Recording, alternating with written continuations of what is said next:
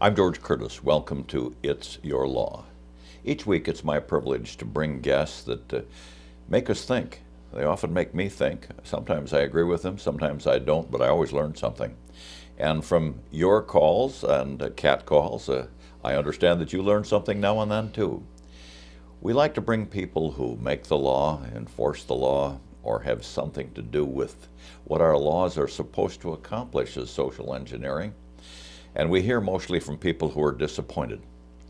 Sometimes we have people who really know why they're disappointed and are making some efforts to change things.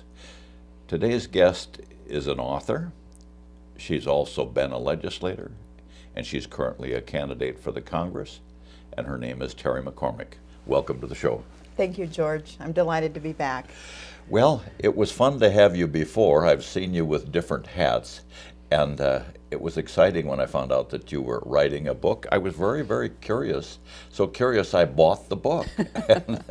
and I must confess I haven't had a chance to read all of it, but I probably read 2/3 of it, and it's given me more questions than anything else. But first of all, for people who haven't seen you recently in the public life, let's hear a little bit about Terri McCormick and what got her here.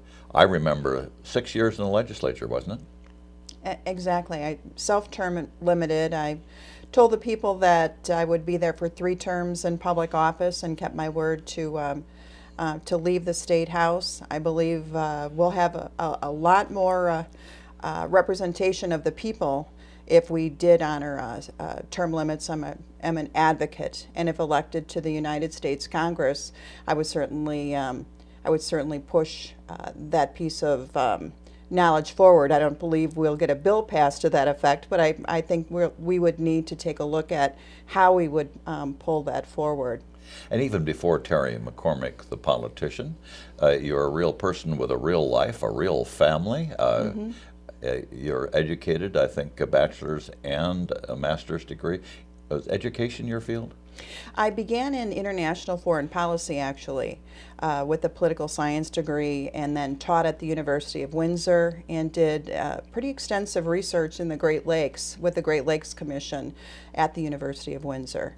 And thought I was headed to be a policy wonk, a researcher in the United Nations somewhere in the diplomacy corps, but life was calling me to raise a family and move back to the state of Wisconsin where I'd grown up and raised my children here. They're all grown, they're all established. Ken and I together have 5 grown, you can't call them children anymore, but we do.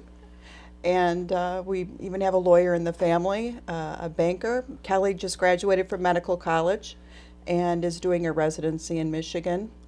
Chris graduated from the Medill School of Journalism. You got Mom talking here now. She's doing very, very well in corporate communications.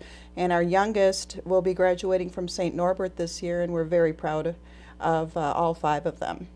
Well, it certainly is an accomplished and a well-rounded family background, and obviously the parents got some influence on the kids. And I read in one segment of your book that your background is Irish farmers from Minnesota. Absolutely.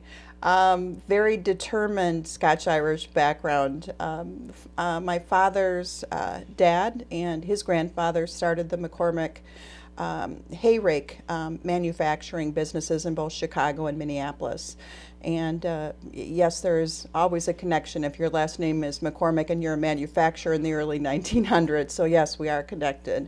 And I still communicate with cousins out in Oregon that are running the McCormick fields, where the hardwood timber is that they use to make the paper for the Tribune. So there is that connection.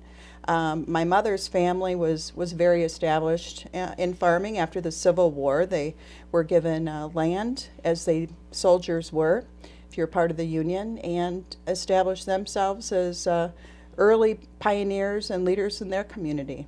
So I have a long tradition of serving my neighbors through my heritage. But then, of course, there's a little bit of bucking of tradition in the conservative areas where we are, because you jumped in both feet as a female in politics, and let's be realistic, there still is some resistance about having women pass laws that must be obeyed by us males. Isn't there? Well, it's an interesting paradigm. I've been reading research on the resistance of some women against women too. So I don't think it's a gender on gender. I think we all need to really earn our place in life, whether or not we wear skirts some of the time or we don't. And I believe I learned that lesson best from my grandmother, who has always remained close to me, my grandma Jessie Boyle, who went to business college with Charles Lindbergh and was the head of her Grange in Minnesota, a very determined first generation Irish American. And she'd often tell me to stay humble in her brogue and keep my head down and to never complain, or you'd never be able to pick yourself up when you get knocked down and expect it. Well, then you got into politics, and I'm sure that there was some background work and much study before you became a candidate.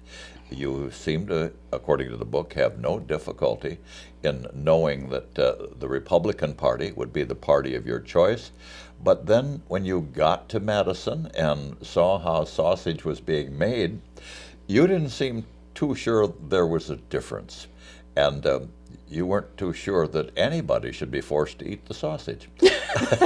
So let's take our first break, and when we come back, we'll talk about some of those experiences of Terri McCormick in Madison. All right? Thank you, yes. We'll be right back.